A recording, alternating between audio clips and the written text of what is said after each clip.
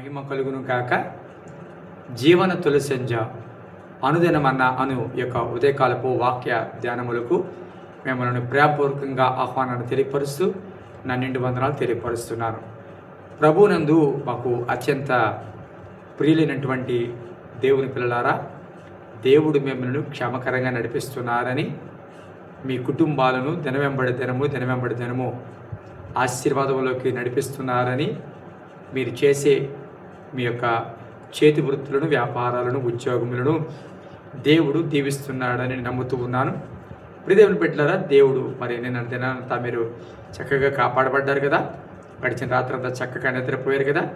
దేవుడు మనల్ని ప్రేమించి మరొక దినాన్ని మనకు అనుగ్రహించాడు. కాబట్టి ఈ దినము మనం ప్రార్థనతోనూ దేవుడితో కాస్త సహవాసంతోనూ దినాన్ని ప్రారంభించాలి.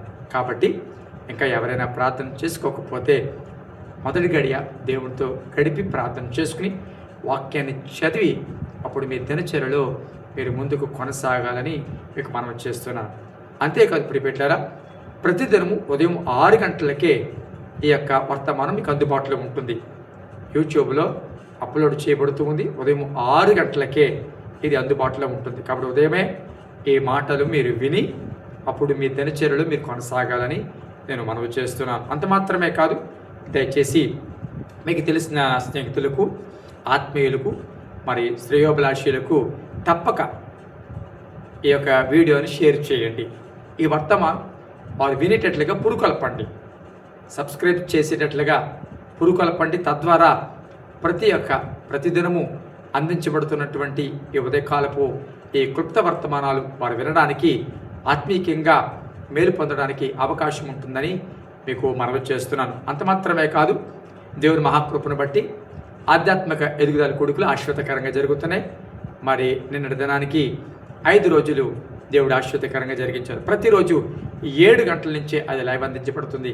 మీరు కూడా తప్పకుండా ఆ లైవ్లో పాలు పొందాలని, దైవ దీవెనలు పొందాలని, అనేక మందికి తెలియపరచాలని నేను మీకు తెలియపరుస్తున్నాను. ఉదయకాలం ఒక మాటను, ఒక సందర్భాన్ని మీ దృష్టికి తీసుకురావడానికి నేను ఇష్టపడుతూ ఉన్నాను. దినవృత్తాంతాలు మొదటి గ్రంథము 19వ అధ్యాయం. అక్కడ ఆ అధ్యాయాన్ని పరిశీలిస్తున్నట్లయితే, దావీదు అమ్మోనీయుల రాజైన నాహాషు చనిపోగా అతనికి మారుగా రాజయ్యను. అప్పుడు దావీదు హనూనును తన తండ్రి అయిన నాహాషు నా ఎడల దయ చూపించను గనక నేను అతని కుమారుని ఎడల దయ చూపెదను అనుకుని అతని తండ్రి నిమిత్తము అతని పరామర్శించుటకు దూతలను పంపెను. ప్రియదేవుని బిడ్డలారా, దావీదు అమ్మోనీయుల రాజైన నాహాషు చనిపోగా అతని కుమారుడైన హనూనుకి సహాయం చేయాలి, దయ చూపించాలి. ఎందుకంటే వాళ్ళ తండ్రి నాకు సహాయం చేశాడు, అతని తండ్రి నాకు మిత్రుడు, నా కష్టకాలంలో అతడు సహాయపడ్డాడు. కాబట్టి దానికి కృతజ్ఞతగా అతను కుమారుడికి నేను సాయం చేయాలి. అతడు చనిపోయాడు, కానీ అతను కుమారుడు ఉన్నాడు, కాబట్టి అతనికి నేను ఎలాగోలాగా సాయం చేయని ఒక మంచి ఉద్దేశంతో దావీదు తన దగ్గర ఉన్న మనుషులను ఈ నాహాషు అనే వ్యక్తి దగ్గరికి, అమాను అనే వ్యక్తి దగ్గరికి, హనూను అనే వ్యక్తి దగ్గరికి పంపినప్పుడు ఈ వ్యక్తి చేస్తున్న పని ఏంటి అంటే, సహాయం చేయడానికి వచ్చిన వారిని అవమానించి, నిందించి, వారిని ఘోరంగా వారిని అవమానపరిచి పంపించినట్లుగా మనకి ఆ అధ్యాయంలో సమయం లేక నేను చదవట్లేదు. కానీ దినవృత్తాంతాలు మొదటి గ్రంథం 19వ అధ్యాయం మీరు చదివితే నేను చెప్పే విషయాలు తెలిస్తే, ఇందులో నేను చెప్పే విషయం ఏమిటి అంటే, సహాయము చేయాలి అని దావీదు తన మనుషులను అతని దగ్గరికి పంపిస్తే అతడు వారిని అవమానపరిచి ఘోరంగా హేళన చేసి తిరిగి పంపించిన సందర్భము కనబడుతుంది. కారణం ఏంటంటే తెలుసా, సహాయం చేయడానికి మనుషులు వస్తే అక్కడున్న దగ్గరగా ఉన్నవారు ఈ నాహాషు కుమారుడి దగ్గరికి ఉన్న వ్యక్తుల దగ్గరికి వచ్చి ఏం చెప్తున్నారంటే, వాళ్ళు నీ సాయం చేయడానికి వచ్చారనుకుంటున్నావా? లేదు, వారు నిన్ను అవమానపరచడానికి, నీ గుట్టు తెలుసుకోవడానికే దావీదు పంపించాడు అని చెప్పి ఒక రకమైన విషబీజం అతనిలో వేసిన సందర్భం ఆ అధ్యాయంలో కనబడుతుంది. ఎప్పుడైతే వారి మాటలు ఇతను విన్నాడో దావీదు సహాయం చేయడానికి పంపించిన వారిని అవమానపరిచి పంపించినట్లుగా మనం చూస్తున్నాం. ఈ మాటలు వింటున్నారా ప్రియులారా? చాలాసార్లు దేవుడు మనకి సహాయం చేయాలని మంచి ఉద్దేశంతో మన దగ్గరికి వస్తున్నా మనం సరైన రీతిలో ఆహ్వానించకపోవడం, సరైన రీతిలో విశ్వసించకపోవడం, లేకపోతే ఆయన చిత్తాన్ని, ఆయన ప్రేమను సదుద్దేశంతో అర్థం చేసుకోకపోవడం వల్ల ఆశీర్వాదం కూడా శాపంగా మార్చుకుంటున్నామేమో.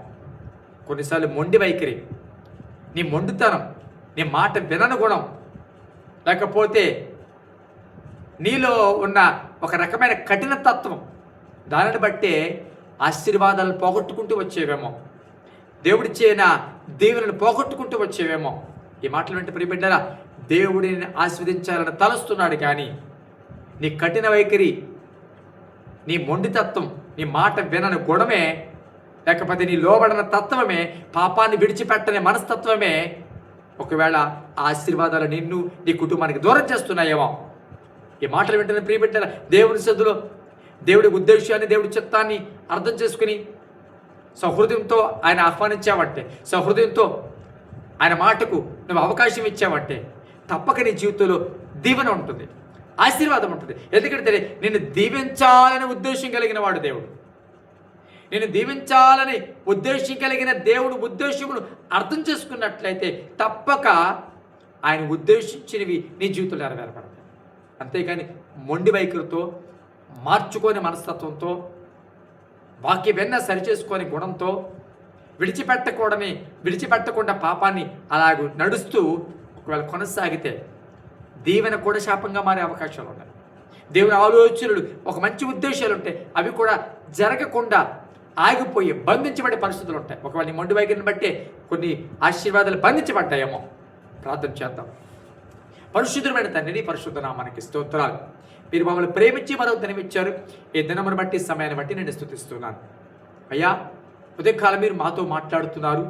మాలోని ఆయన మొండి వైఖరు, లేకపోతే కఠిన మనస్తత్వం, అజ్ఞానం, లోబడని మనస్తత్వాన్ని బట్టే కొన్ని పర్యాయాలు ఆశీర్వాదాన్ని శాపంగా మరిచేస్తున్నాయేమో.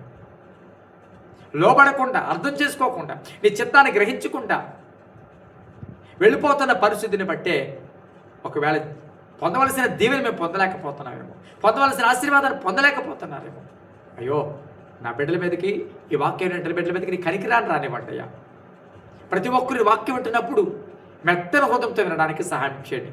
అర్థం చేసుకున్న స్వభావంతో అంగీకరించే మనసు మనకు దయచేయమని ప్రార్థన చేస్తున్నారయ్యా. అనారోగ్యంగా స్వస్థపరచండి, బలహీనులు బలపరచండి ప్రభా. గర్భంతో ఉన్నవారు జ్ఞాపకం చేసుకోండి నాయన. గర్భవాళ్ళ కొరకు ఎదురు చూస్తున్న వారు జ్ఞాపకం చేసుకోండి. హాస్పిటల్లో ఉన్నవారు జ్ఞాపకం చేసుకోండి. జైల్లో ఉన్నవారు జ్ఞాపకం చేసుకోండి. కుటుంబాల అసమాధానంలో ఉన్నవారు జ్ఞాపకం చేసుకోండి. వారి చేతి పనులను, వారి వృత్తులను, వారి వ్యాపారాలను మీరు దీవించమని ప్రార్థన చేస్తున్నాను.